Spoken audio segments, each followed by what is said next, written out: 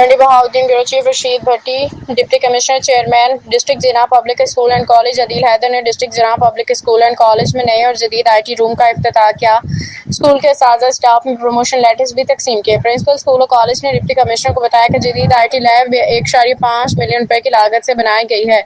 اس موقع پر deputy commissioner عدیل حیدر کا کہنا تھا کہ بورڈ آف گورنرز کے خصوصی تعاون سے اسکول اور کالج کی ضرورت کو مد نظر رکھتے ہوئے اس منصوبے کو مکمل کر لیا گیا ہے۔